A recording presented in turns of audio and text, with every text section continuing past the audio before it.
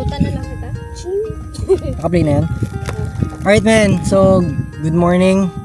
Nandito tayo ngayon sa unang beses namin pumunta dito sa Magsaysay sa water tank. So nasa taas kami ng water tank ngayon. Pakita mo ako nasa tayo. Ayan naman gano'n ka solid.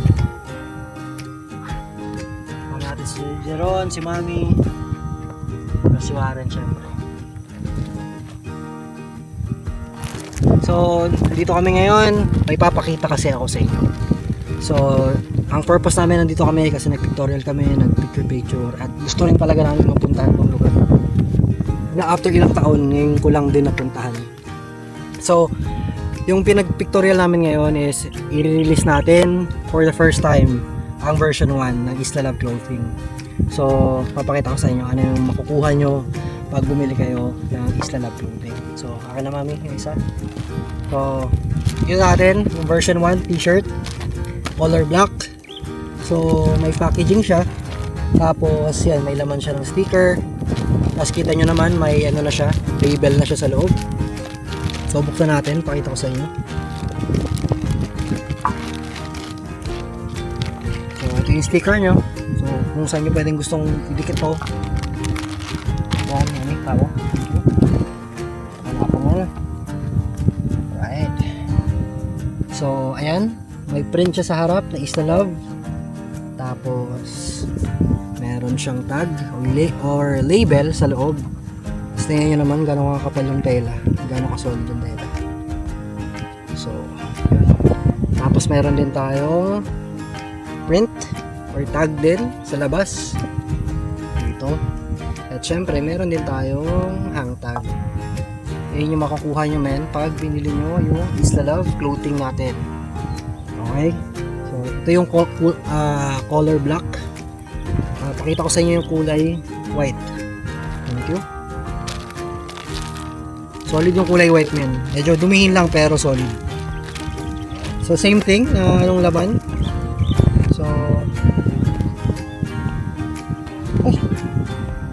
Speaker? yung plastic na ulog. Ayun. So ito yung kulay white natin na Isla Love t-shirt. Same thing, may print.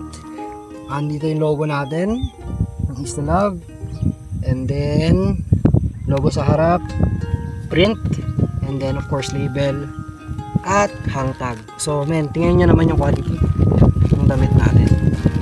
Sobrang solid talaga yung quality. Promise makapal, masarap suotin, malamig kahit makapal siya at goods. So every purchase nyo nito, ang gagawin natin kasi since nagbibigay din naman tayo ng ilaw, 'di ba, sa isla.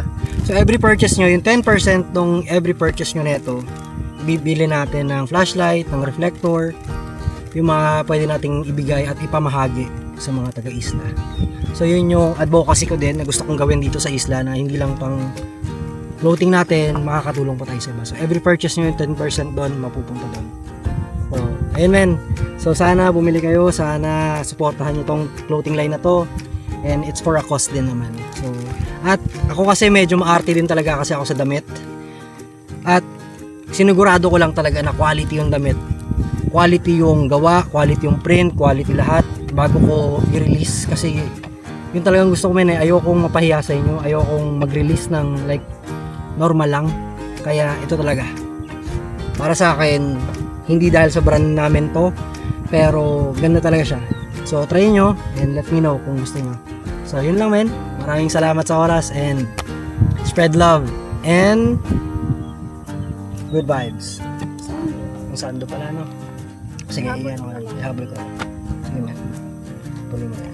Alright, tapos ito rin men yung sando natin. So same thing. Dito yung print sa harap. Kulay brown lang to. So limited lang siya. Tapos of course may label din tayo sa loob. Label din tayo sa labas. Ito. So yun yung ano natin. Sando na Isla Love. So may black tayo, may white din tayong version. Pero yun, mostly black and white. All good then.